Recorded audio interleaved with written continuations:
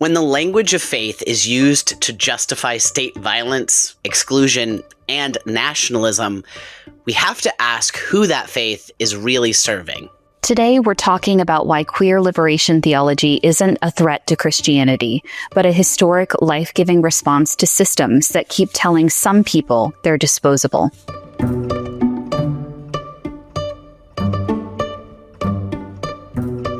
You're listening to Whiplash, a listener-supported podcast. I'm Max Kuzma, a Catholic and transgender man. And I'm Emma Cieslik, a queer Catholic and disabled femme.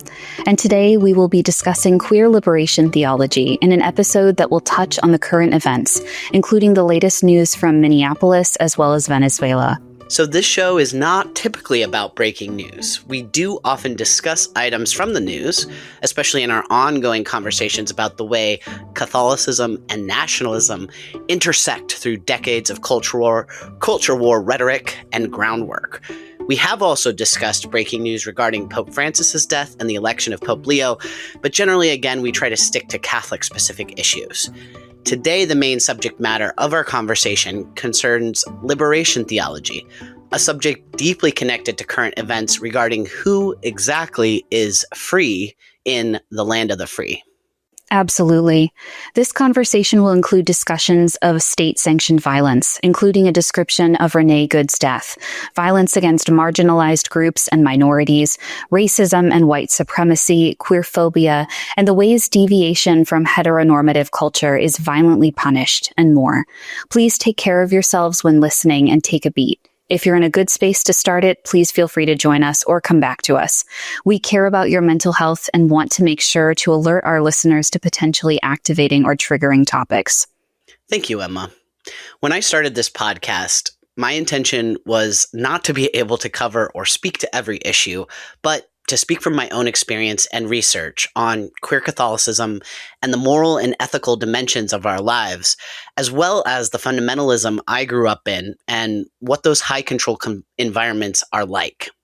Today, it's important that we address recent events while learning more about the history of Christian and Catholic liberation movements that speak intimately to the current moment, urging us to act in the interests of human dignity and the preferential option for the poor. Those last two items are critical components of Catholic social teaching, highlighted directly on the website of the U.S. Conference of Catholic Bishops, the church authorities of this country. The theology of the Catholic Church is firmly on the side of the oppressed, not the oppressor, despite what many members of the church here may think. So well said, Max. And now let's turn to what happened on Wednesday. This past January 7th, 2026, Renée Nicole Macklin Good, a 37-year-old queer woman and U.S. citizen, was fatally shot by a United States Immigration and Customs Enforcement agent in Minneapolis, Minnesota. Good was idling in a car at the scene of an ongoing ICE operation when she was approached by ICE agents who reportedly gave conflicting orders, according to one eyewitness. As Good began to leave the scene, she was shot in the head. Federal officials and President Donald Trump defended the shooting, claiming the agent acted in self-defense and that Good attempted to run him over. These claims have been contradicted by eyewitnesses and by journalists' analysis of video footage. The characterization of the shooting as justified has been disputed by local figures and by Democratic Party lawmakers, the latter of whom have called for a criminal investigation. Thousands of people have protested in Minneapolis, and more have protested in cities, including Chicago, New York, and the District of Columbia, here where I am. Minneapolis Mayor Jacob Frey and Minnesota Governor Tim Walz called on the federal government to end their presence in the city. The United States Department of Homeland Security issued statements saying that the agent was injured, but is expected to recover. The Guardian reported that there was no visible sign in the videos of ICE officers being injured, and The Independent reported that bystander videos did not support the DHS statement.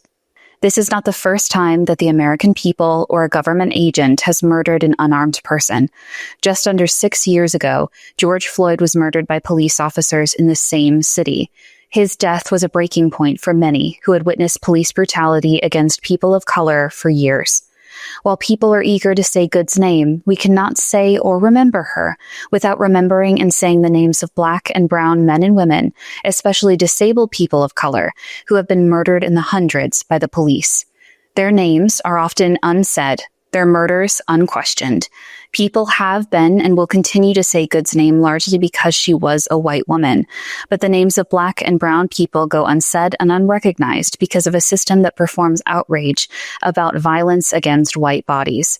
What Good's murder realized was how a system built on the protection of white women, a Christian nationalism committed to social purity, will sacrifice white women who refuse to fall in line.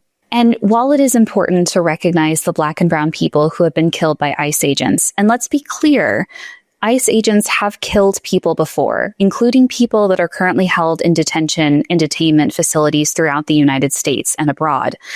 We are focusing on Renée's murder specifically because it has been a catalyst and a flashpoint for modern discussion about fascism, specifically the response from high-level Republican and far-right conservative leaders in response to Renée's murder, and the rampant documentation of exactly what went down at Renée's death.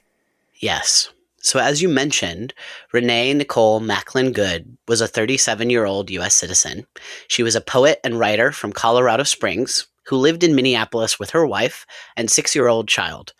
According to a neighbor, Good previously lived in Kansas City, Missouri, before relocating to Canada along with her partner and family following Donald Trump's victory in the 2024 presidential election.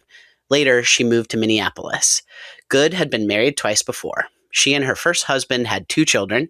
She and her second husband had a single child. Her second husband died in 2023 at the age of 36. Good was described by CNN as a devoted Christian who had engaged in Christian mission work in Northern Ireland when she was younger.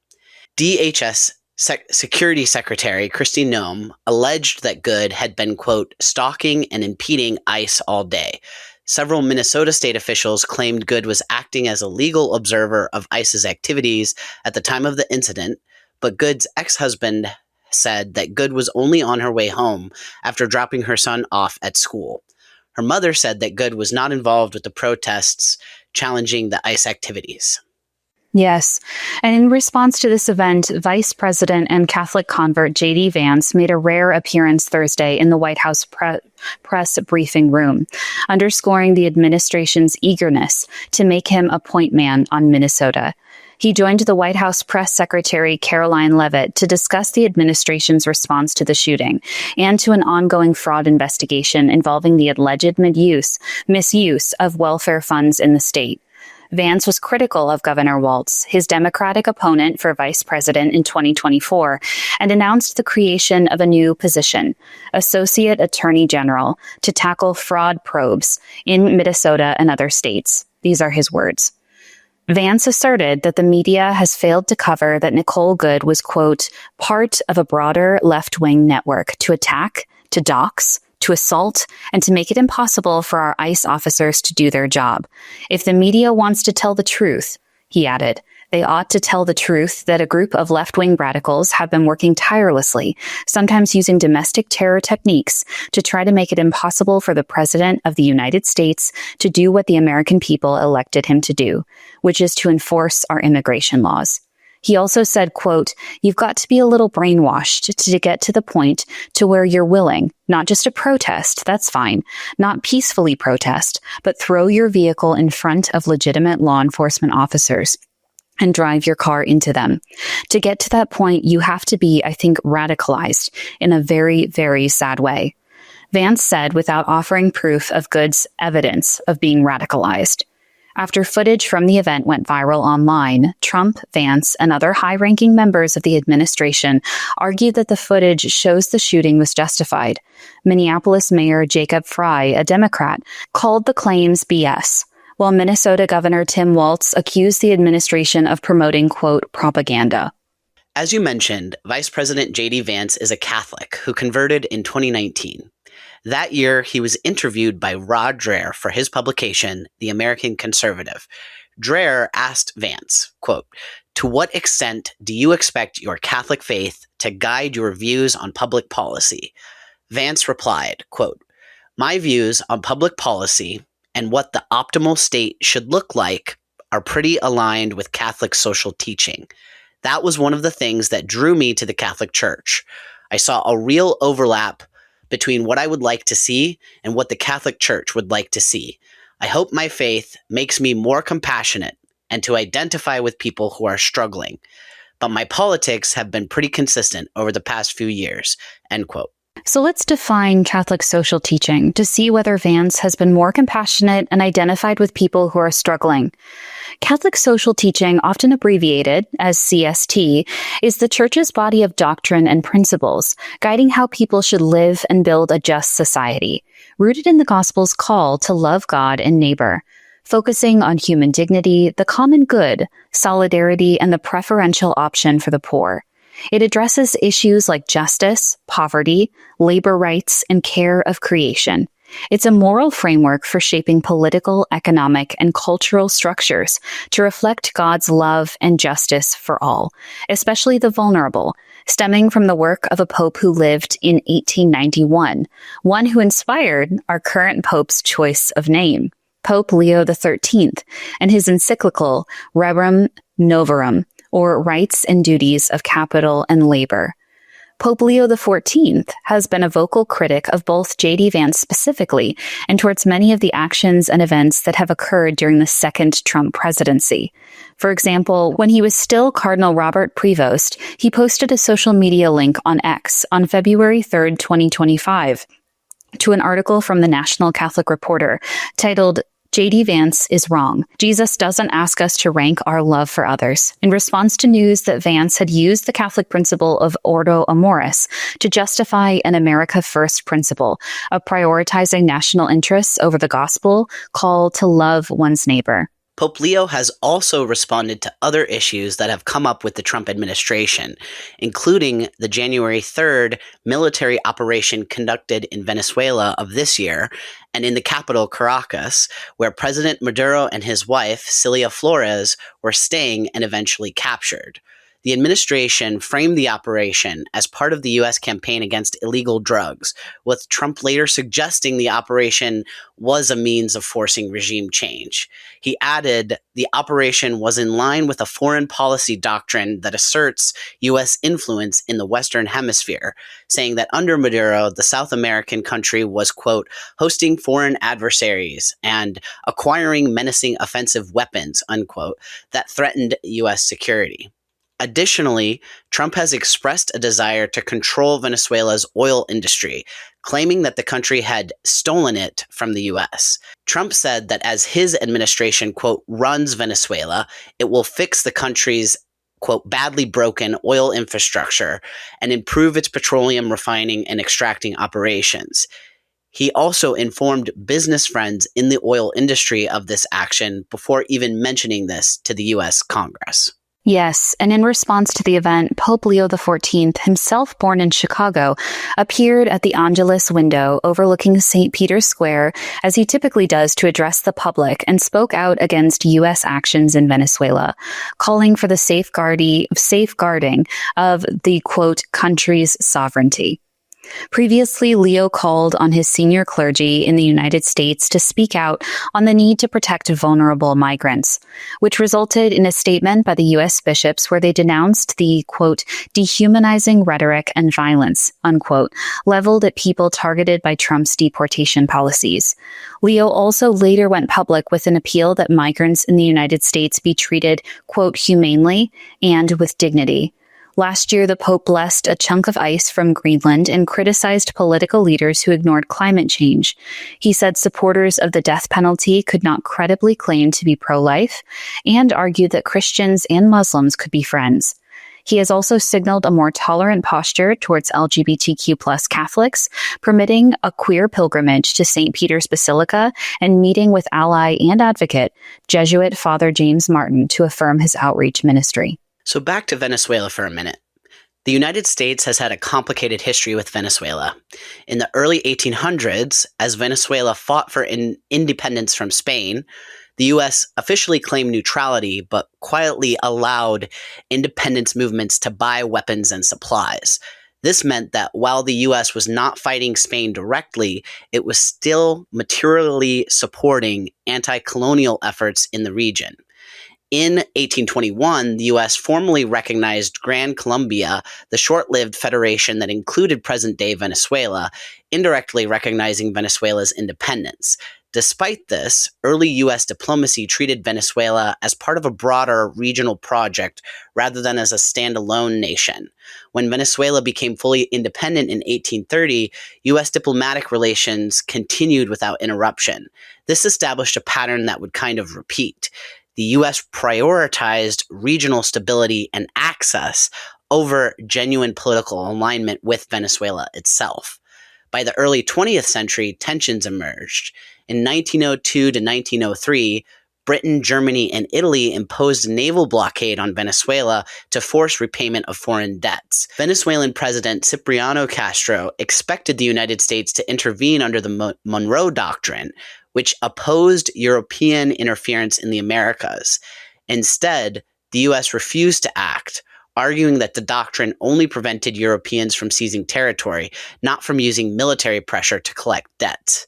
This moment made clear a key reality of U.S.-Venezuelan relations.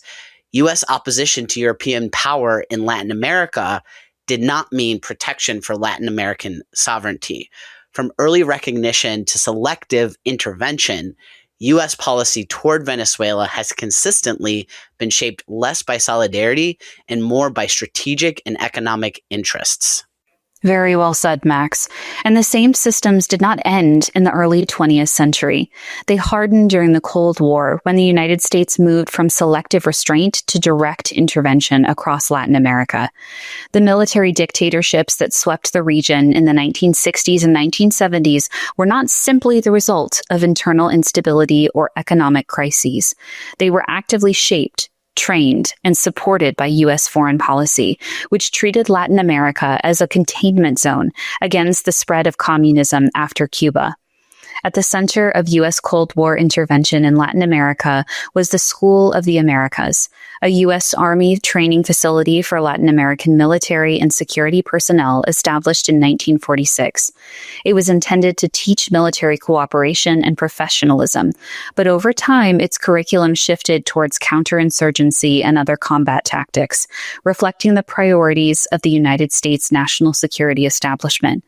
Critics labeled it, quote, the School of Assassins, because many of its graduates were implicated in human rights abuses, including torture, massacres, and repression during the, quote, dirty wars of the 1970s and 1980s, promoting sustained protests. Generals and admirals from across the continent were trained at the School of the Americas, where, quote, anti-communism became both an ideology and a justification for repression. Just as the Soviet Union funded and trained revolutionary movements seeking to install communist governments, the U.S. installed or propped up dictators and client regimes that were fiercely anti-communist and often brutally violent. The poor were caught between empires, reduced to collateral in a global struggle for ideological dominance. It was within this landscape that liberation theology emerged. Liberation theology was born in Latin America in the late 1960s in the wake of the Second Vatican Council, as Catholic theologians began asking what the gospel demanded in societies marked by extreme poverty and political violence. Thinkers like Gustavo Gutierrez, Leonardo Boff, and John Sobrino argued that Christian faith could not remain abstract or neutral in the face of structural injustice. From this context came the now central phrase, quote, the preferential option for the poor.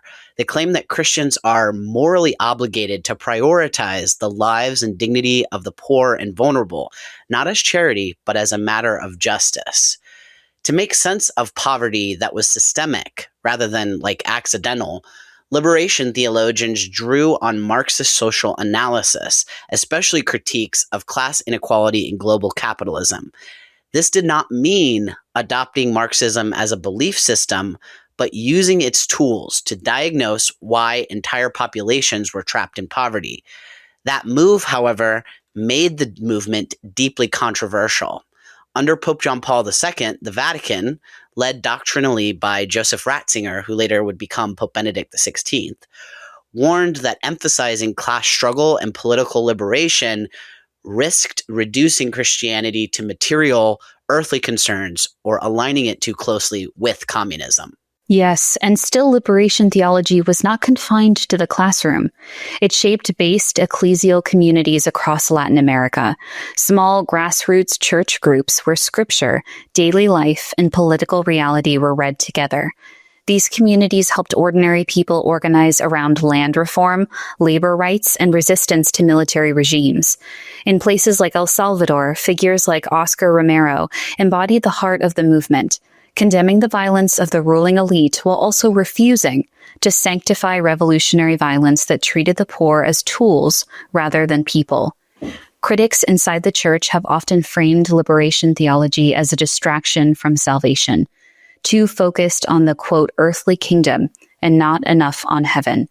But liberation theologians and proponents have responded that Christian hope is meaningless if it ignores hunger, displacement, and state violence.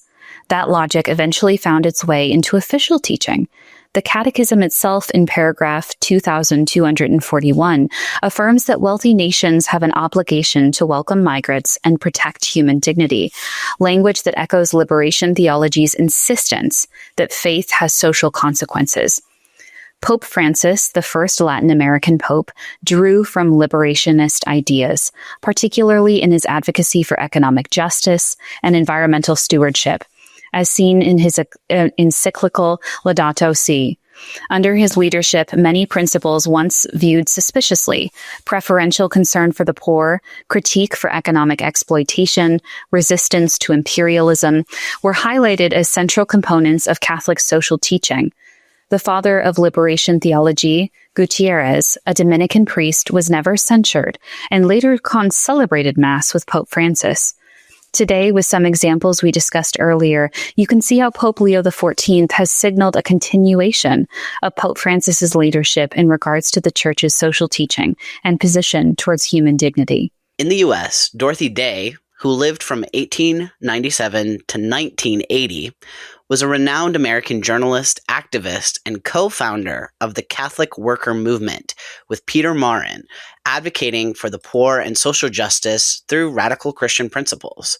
The Catholic Worker Movement, which continues today, is a lay Catholic movement dedicated to living out gospel values through radical hospitality, voluntary poverty, nonviolence, and direct action against injustice, war, and poverty, operating through independent communities that offer houses of hospitality and farms.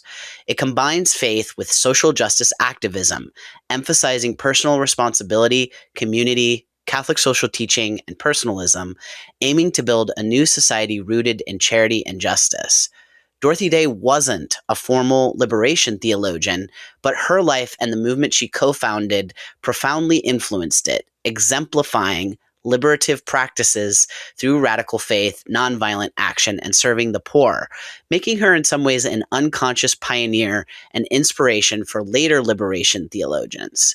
She embodied the option for the poor and kingdom ethic of the Gospels long before liberation theology became a formal movement, focusing on immediate needs and systemic change through personal sacrifice and community, mirroring aspects of Latin American-based ecclesial communities. Two important aspects of the Catholic Worker Movement's structure are that it is decentralized and autonomous. The movement consists of many independent communities with no single headquarters, and each community adapts its mission to local needs but adheres to the shared principles. Yes. And I'm most excited. Queer liberation theology, then, is a way of understanding faith that begins with the lived experiences of LGBTQIA plus people. It insists that queer and trans people are created in God's image, not as exceptions or problems to be solved, but as necessary and beloved parts of creation. Building on liberation theology principles, it argues that faith must take seriously the lives of those who have been pushed to the margins, and that justice, dignity, and belonging are not optional add-ons to religion. They are central to it.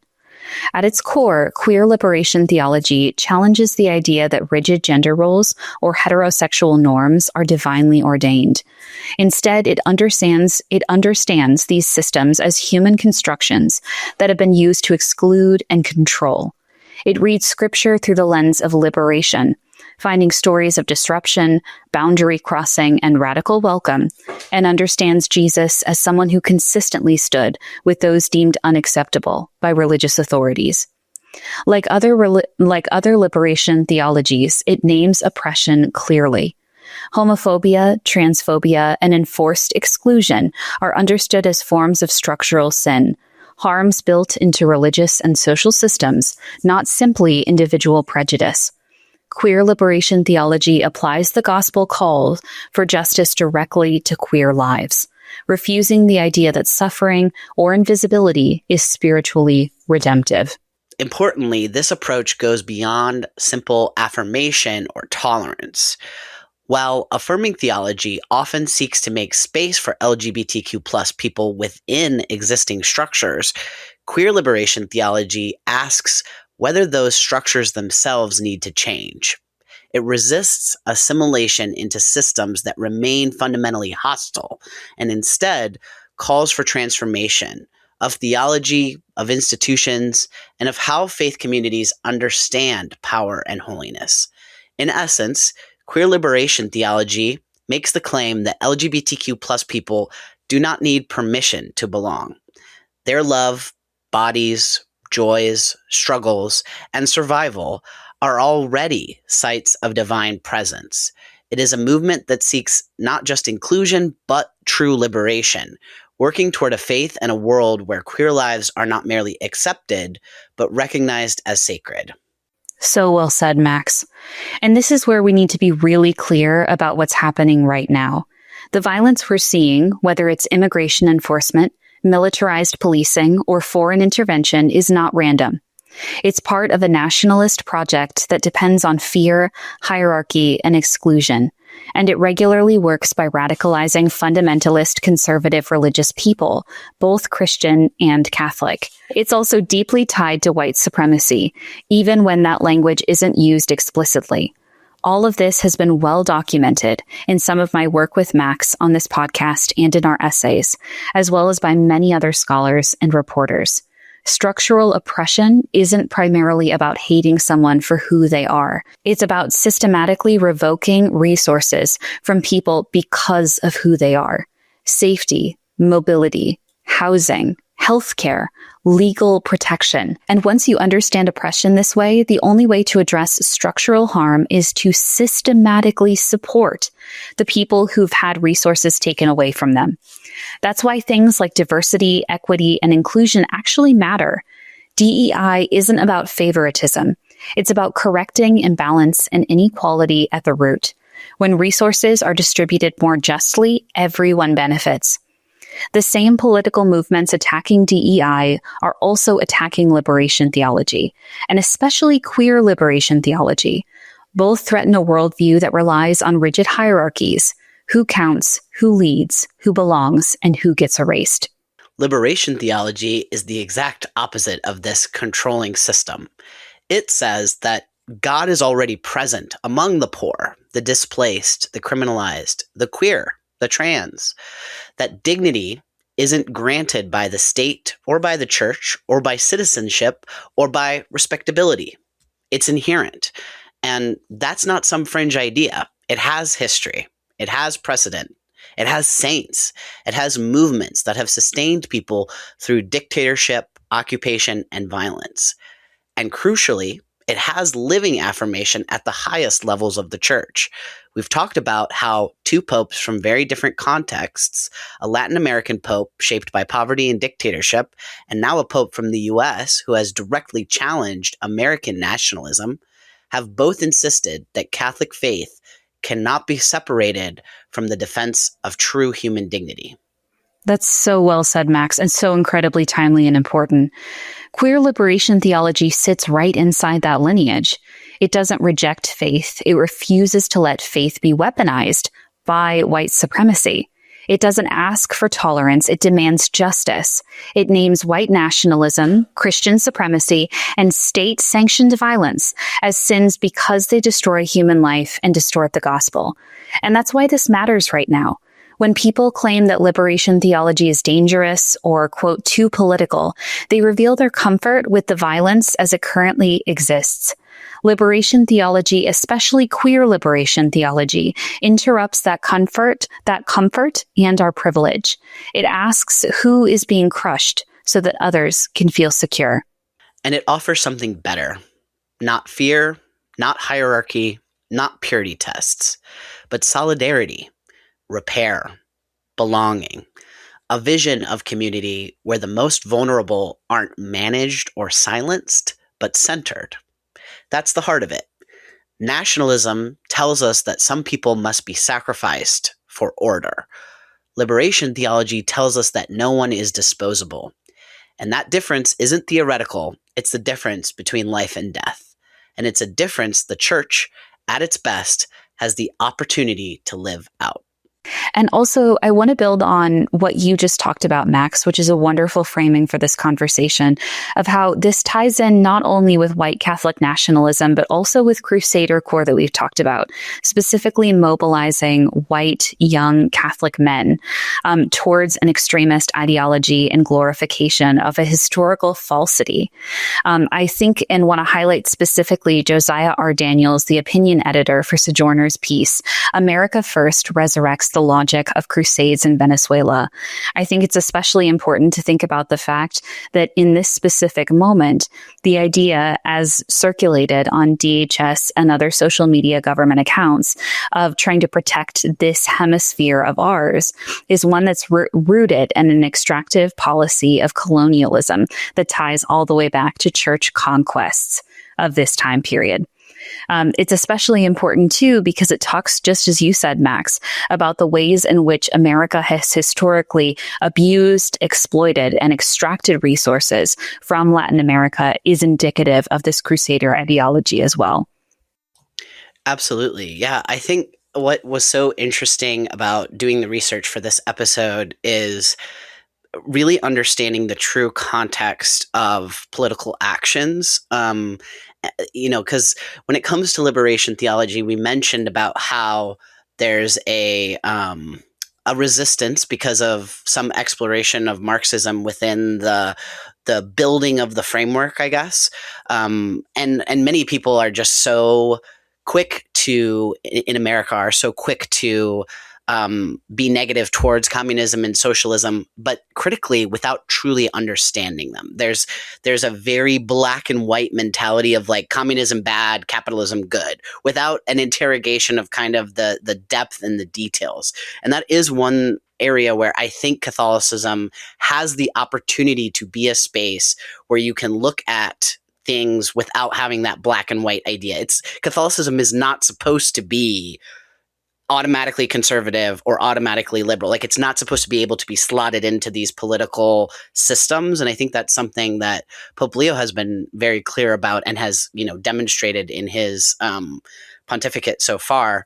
But also I wanted to add that it's also really important, getting to the point of the Crusader core, getting to the point of the militarized white male discontent, that discussion and being radicalized, that's definitely a step further. that's a step deep into, okay, I've accepted all of the black and white ideas about who is good and who is bad, and I'm just on this authoritarian path. But I also think that all of us, not just those people, but all of us need to be thinking critically about what national pride is, like what it means, what messages it may have taught to us. What are the things that we take for granted and assume? It's something as simple as, when white Americans, take a vacation to somewhere like Mexico or somewhere in South America, and the way that we think about what that experience is like, oh my gosh, they have the beaches and the really fresh food, and like the way that we kind of have this colonialist mindset where that is like a resource or that is an experience that we are going to like extract and enjoy. Like, what I'm just saying is that like there is an opportunity to think through some of these things and these things that we take for granted. The idea of a vacation, even there's a lot of areas. It's not just around the violence as we've discussed in this episode, but other areas that we can interrogate also. And I think that's so incredibly said, because I do want to make a connection here. The nature by which our country came into being, especially as we look to celebrate its 250th anniversary, is one that is intimately connected to state-sanctioned violence. Specifically, I want to highlight a historical allusion that some have pointed out on social media. So in the aftermath of Good's murder, Minnesota residents pelted ICE agents with snowballs directly, as well as pieces of ice, in their distress and disgust for how her murder happened. It directly connects actually to the first death of the American Revolution.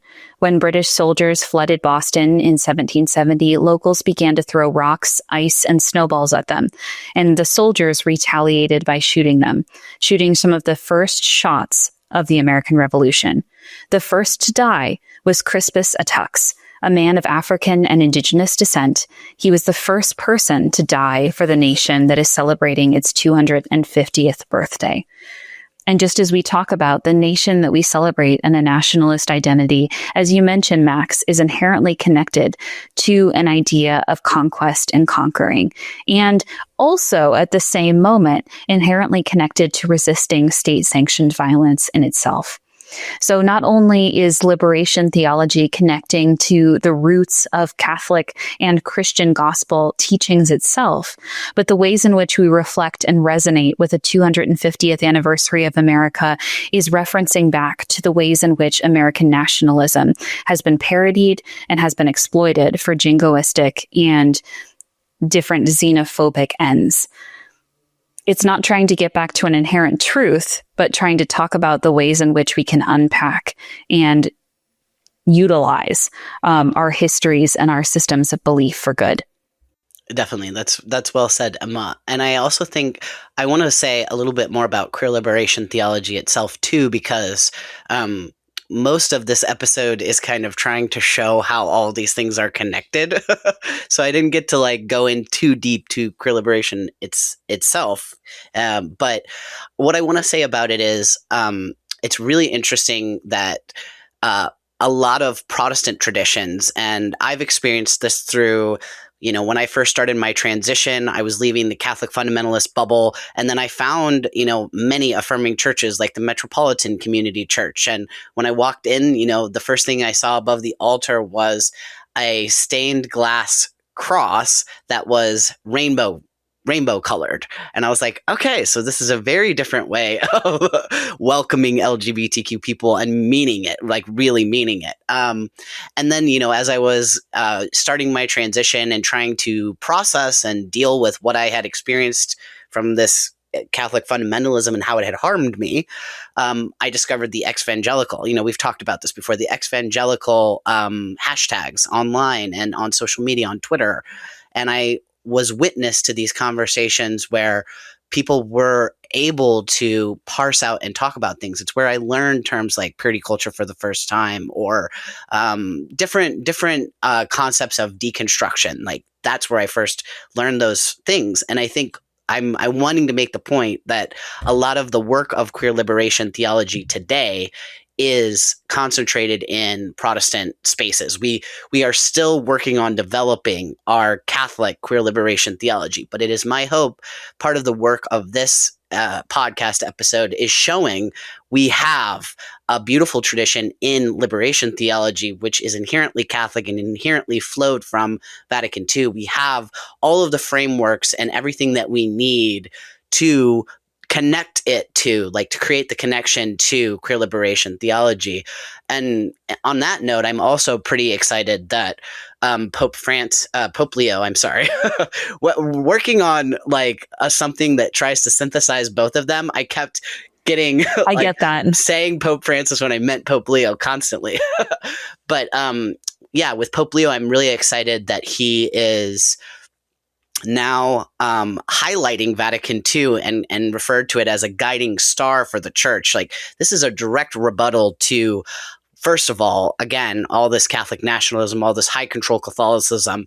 It's also a direct rebuttal, ironically, to Bishop Barron, who the day before Pope Leo announced this focus on Vatican II, went on this whole long rant about it and about synodality, because, the nationalists are very threatened by the idea of actually hearing from the church. And synodality, I think, too, is something that speaks intimately to the same concept that was being explored in things like liberation theology in Latin America and in like the Catholic worker movement. So I think there is like a lot of very rich ground here within Catholicism. And I'm excited about the work that Catholics are doing, queer Catholics are doing today to, okay, let's start to pull this all together, because there's something really powerful, robust, and I think spiritually nourishing for people. Like, that's why I wanted to make this episode, because watching these events play out on our national stage, living under authoritarianism, being a trans person in this environment is a lot to handle. Like, there are times when it's really scary. Like, that's just the truth. I know that I have a lot of privilege within this particular moment in time because of where I am in my transition, because I am a man, because I pass. Like, all of these things are privileges, but it's still a lot to handle. And so I think we have an opportunity to use our voices to uplift something that is actually a healing and positive way of expressing this Catholic faith and Catholic tradition that we've grown up in. And one more thing that I want to note for listeners is that if at this moment, if you are feeling overwhelmed, if you are feeling distressed, if you are feeling numb, if you are feeling exhausted, all of those feelings are valid in this moment. People are overwhelmed. Our communities are hurt. Our communities are being killed.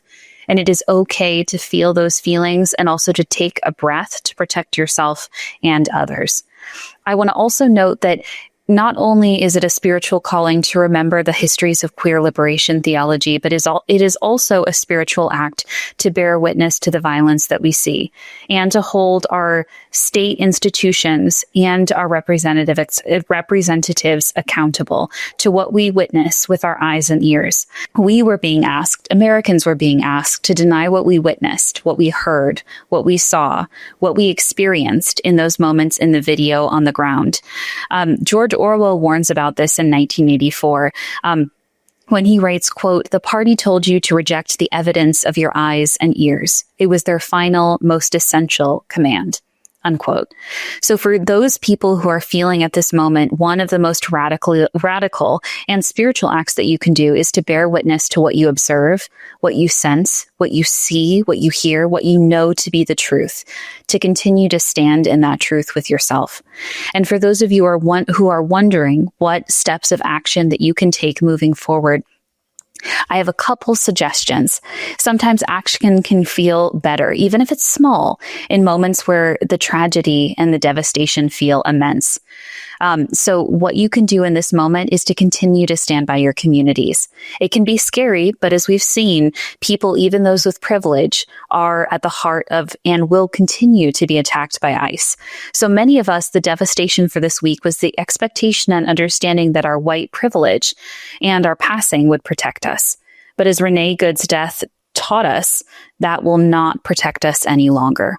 It doesn't mean that because this threat to safety that we step away from supporting immigrant and migrant communities. It means that we need to step up more directly and more frequently and more as a group, more as a community, more of us. It also means that we check on our neighbors. We check on our loved ones. How are they responding to this news? How are they surviving? What do they need in this time? Calling our representatives, but also going after their corporate collaborators, boycotting corporations and other institutions that support and enable the work that we do, and work on trying to transmit that information to our community to hold ICE accountable, even if it doesn't mean that tragedies can't be prevented. With that being said, take care of yourselves as well. So at the fundamental part of this, it means also acknowledging that living through unprecedented times, through historically devastating moments, is exhausting.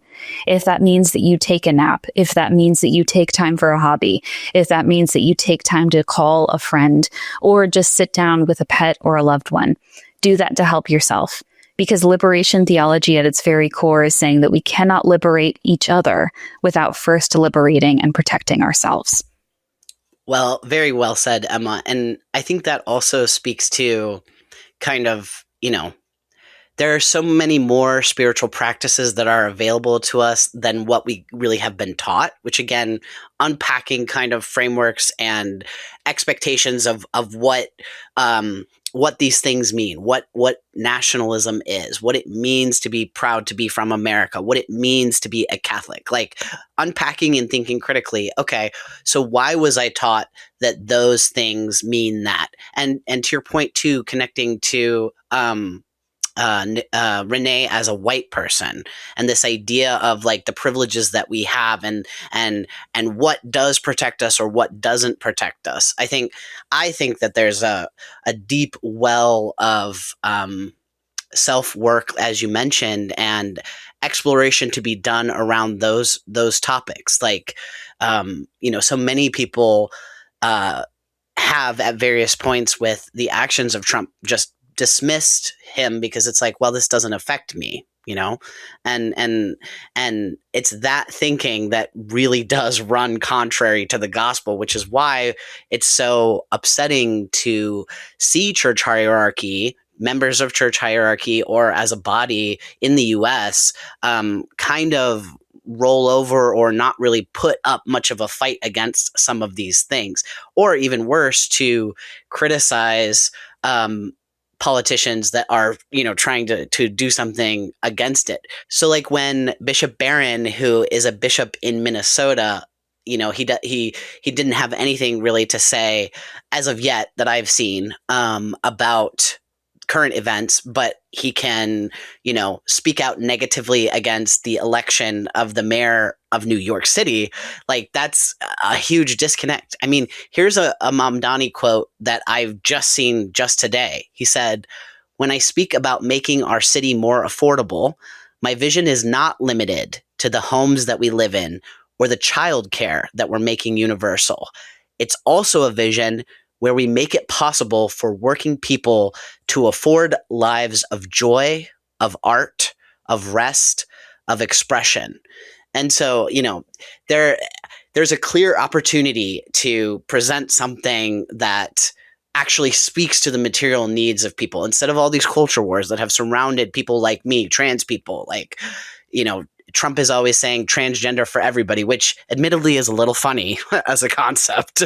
I do chuckle at the concept, but it's kind of absurd that is so effective as a identity politics of an us versus them, of like, okay, now everyone is being harmed because some people don't like trans people. So I'm kind of going all over the place with this, Emma, but I feel the connections here. No, and I completely agree with that. And I also want to highlight that there shouldn't be just as you say, the excuse that this isn't impacting me should not keep anyone from doing this work, in the same way that the immensity of the violence we're experiencing should not keep people from getting involved. Individually, we can do a great deal of work. Silence protects no one, and it helps no one in the fight against the rise of fascism. I also want to caveat that, just as you said at the beginning of this episode, Max, that many people, not necessarily, may barb a little bit at an episode that is specifically politically aimed. But I want to caveat this in saying that some people are afraid of or don't want others to engage in politics. And that is, again, an exercise of privilege. The idea of, oh, I don't want to get political about this, or I'm not really interested in this political agenda. Our lives as queer and trans people are politicized by far-right members. Liberation theology teaches us, and this is at the heart of the episode, that our bodies, our lives, our identities are politicized by these far-right figures. So everything that we do, the way in which we engage with the world, the way in which we love, is itself a tangible action that takes tangible steps. It is a political action. It is a social action. It is a liberatory action. And thus, we can't use the idea of politicizing or avoiding politics to prevent us from doing work for marginalized communities and advocating for ourselves. Yes, and I also think that that's so important as queer people who are doing public advocacy work in Christian and Catholic spaces. It's so important not to remove yourself from the context. It's very important not to be like, well, I'm a good trans person who wants to be Catholic and wants to do everything right. The only thing about me is just that I'm trans. And I'm not like those radical trans people, those radical ideological people. It's really important not to do that. Not only because I think it's inaccurate, it's an inaccurate way of expressing something, and it further creates these walls and rigid binaries where people are like, well, okay, I can only accept this trans person, but I have to like do a purity test on each individual trans person. Okay, well, that's no longer like the example of Jesus. But the other reason for why this is also problematic is it has a tendency to kind of slam the door behind you, to say, I'm a good one. Okay, well, now there's a level of scrutiny and evaluation surrounding you and surrounding other trans people that really just shouldn't be there in any healthy Christian community. So, yeah, I just wanted to underscore the problem with assimilation. That's kind of what your last statement made me think of. Absolutely. And I think it's at the heart of what we're talking about, is that there are often two schools of thought within liberation. Well, within mainstream activism work, within marginalized communities, of in one tendency wanting to make ourselves palatable and assimilate to norms that do not serve us, do not protect us, just as we're seeing now. But then there's another camp rooted in this liberation theology that says not only is our liberation and collective liberation beneficial to us, but it's also part of improving the fabric of our society. I think it's also incredibly critical to value that this assimilationist ideology, just as we've seen this week, will only protect us so far. If we think that it's going to be a white queer woman because of her queerness who is attacked, it's wrong. It will be a white man next. It will be a white child next. It has been. It will continue to be. It's always been Black and brown people. But we need to think critically about the fact that fascism and this American colonial empire will always continue to sacrifice us for the nature of supremacy and power consolidation.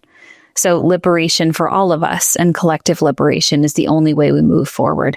And that has to be achieved through individual acts of activism. Beautifully said, Emma.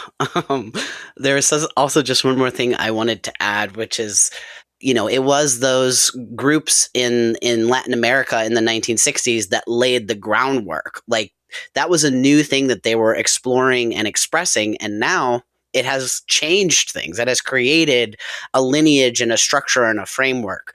And we need those things as a matter of record. We need those things as a matter of laying these steps, because that's how we get to the next step and the next step. That's how we go from a Pope Francis, who allowed public meetings with LGBTQ people, which was totally new.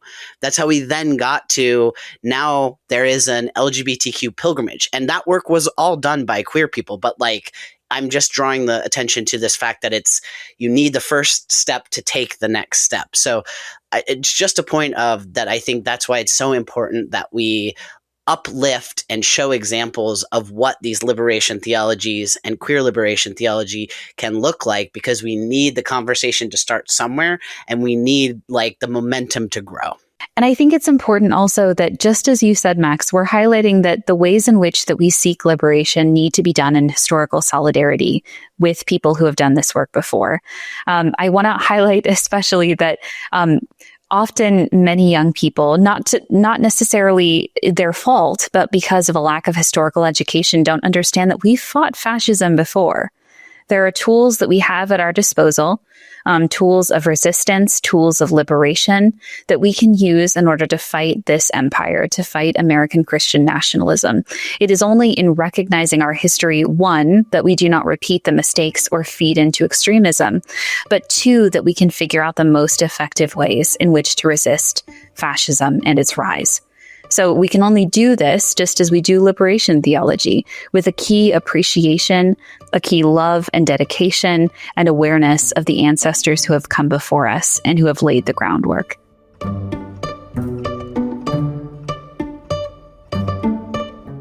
This episode was really about sitting honestly with violence and about what liberation theology offers us in moments like this, a way to locate the gospel alongside those most harmed by power.